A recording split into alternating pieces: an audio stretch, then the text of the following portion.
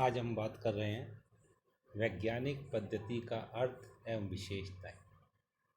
अभी तक हमने पूर्व की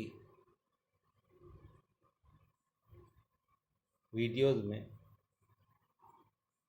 विज्ञान के अर्थ को जानने का प्रयास किया।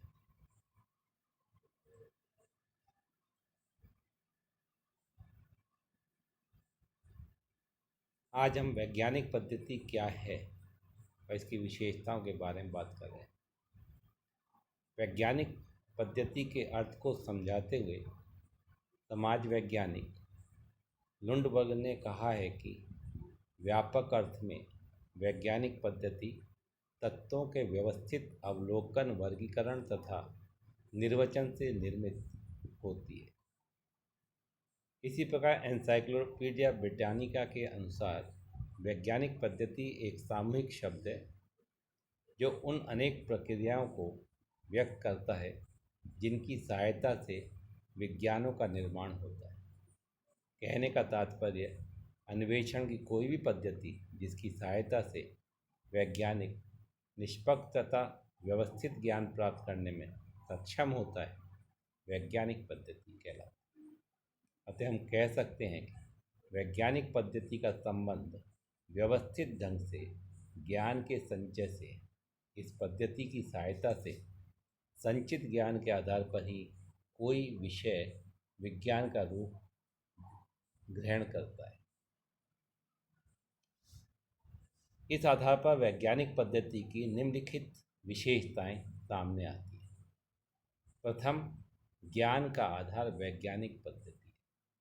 सामाजिक अनुसंधान में तथ्यों के अध्ययन हेतु अनेक वैज्ञानिक प्रविधि एवं पद्धतियों का प्रयोग किया जाता है, जैसे कि अनुसूची, प्रश्नावली, सामाजिक सर्वेक्षण विधि, साक्षात्कार, अवलोकन, वैयक्तिक जीवन अध्ययन पद्धति, ऐतिहासिक पद्धति इत्यादि प्रविधियां एवं पद्धतियों के माध्यम से मूर्त एवं अमूर्त सामाजिक तथ्यों का अध्ययन करना संभव होता है। कहने का तात्पर्य कि वैज्ञानिक पद्धति में जो भी ज्ञान एकत्रित किया जाता है वह विभिन्न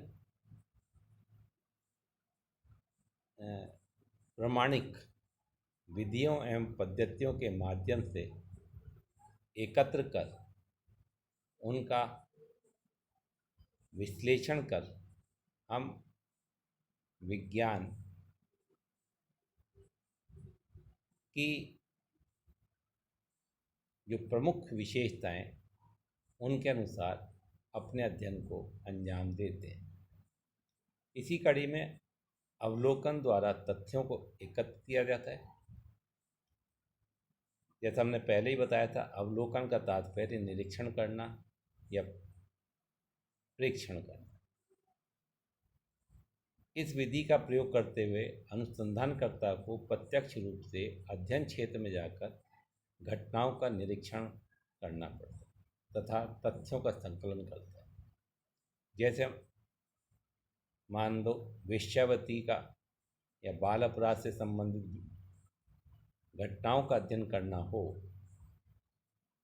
तो अनुसंधानकर्ता को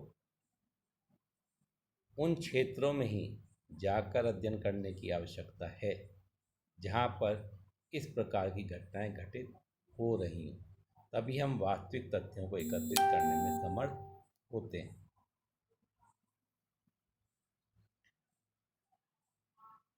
वैज्ञानिक पद्धति का एक अन्य प्रमुख विशेषता है तत्वों का वर्गीकरण एवं विश्लेषण करना। वैज्ञानिक निष्कर्ष निकालने हेतु आवश्यक है कि जो आंकड़े या तथ्य हों वो व्यवस्थित हों तथा वर्गीकृत, क्योंकि असंबद्ध या बिखरे हुए आंकड़ों से किसी वैज्ञानिक निष्कर्ष पर पहुंचना संभव नहीं होता। यह ठीक इसी प्रकार से जैसे कि भवन निर्माण के लिए आवश्यक सामग्रियों को यदि हम ढेर लगाकर एक जगह रख दें तो उनसे कोई भवन के संरचना का पता नहीं लगता, किंतु जब हम उन्हीं वस्तुओं को एक निश्चित ढंग से सजा देते हैं तब वह आयताकार, वर्गाकार, गोलाकार या अन्य किसी भी आकार में दिखाई देने लगता है। तब हम कहते हैं कि इसमें हमने इन वस्तुओं का उपयोग इस प्रकार से किया है, अर्थात हमने विभिन्न तथ्यों को, विभिन्न सामग्रियों को निश्चित ढंग से सजाया है। तो यहीं इसी बात के आधार पर हम समझ सकते हैं कि समाज के जो अध्ययन होते हैं, सामाजिक अनुसंधानों में भी हम जो विभिन्न प्रकार के तथ्य हैं उनको समानता के आधार पर विभिन्न वर्गों में विभक्त कर उनका वर्गीकरण करते हैं। तत्पश्चात उन तथ्यों के बीच क्या क्या संबंध हो सकते हैं उनके बारे में हम पता लगा। एक अन्य विशेषता है क्या है का उल्लेख किया जाता है। कहने का तात्पर्य कि विज्ञान में इस बात पर विचार नहीं किया जाता कि क्या अच्छा है और क्या बुरा, अथवा क्या होना चाहिए या नहीं। विज्ञान केवल घटनाओं के यथार्थ रूप में चित्रित करने का एक प्रयास होता है।